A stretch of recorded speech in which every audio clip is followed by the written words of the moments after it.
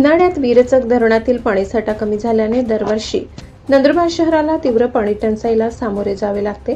हा प्रश्न कायमस्वरूपी सोडविण्यासाठी माजी आदिवासी विकास मंत्री तथा आमदार डॉक्टर विजयकुमार गावित यांनी नंदुरबार शहराला तापी नदीच्या पात्रातून पाईपलाईनद्वारे पाणी पुरवठा करण्याची योजना राबविण्याची मागणी केली आहे।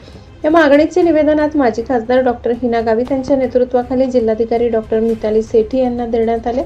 वीरचक धरणावर अवलंबून असल्याने दरवर्षी मार्च महिन्यानंतर शहराला पाणी कपात व टंचाईला सामोरे जावे लागते। त्यामुळे दूरदृष्टी ठेवून तापी नदीपात्रातून पाईपलाईनद्वारे नंदुरबार शहराला मुबलक व नियमित पाणी पुरवठा करणारी योजना शासनाने तातडीने राबवावी। नंदुरबार हा आदिवासी जिल्हा असल्याने या महत्त्वाच्या पाणीपुरवठा योजनेसाठी महाराष्ट्र शासनाने भरघोस निधी उपलब्ध करून द्यावा अशी मागणी ही निवेदनात करण्यात आली आहे। या प्रसंगी माजी जिल्हा परिषद अध्यक्षा डॉक्टर सुप्रिया गावित, नगरपालिकेचे विरोधी पक्षनेते हिरालाल चौधरी, भाजपा नगरसेवक आनंदा माळी, लक्ष्मण माळी, पंकज चौधरी यासह पदाधिकारी व कार्यकर्ते उपस्थित होते।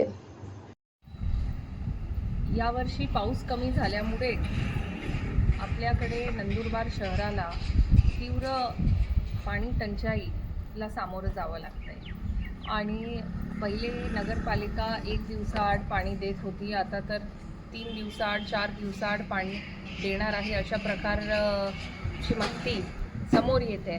आणि हे तीव्र पाणी टंचाईला आपल्याला सामोरं जायचं असेल तर आदरणीय गावित साहेबांनी एक त्यांचा मनातला एक जो प्रोजेक्ट होता की आपण तापी नदीवरून पाण्याची पाईपलाईन करून नंदुरबार शहराच्या लोकांना पिण्याच्या पाण्याची सोय करून द्यावी, या योजनेला गती देण्याची आता वेळ आलेली आहे।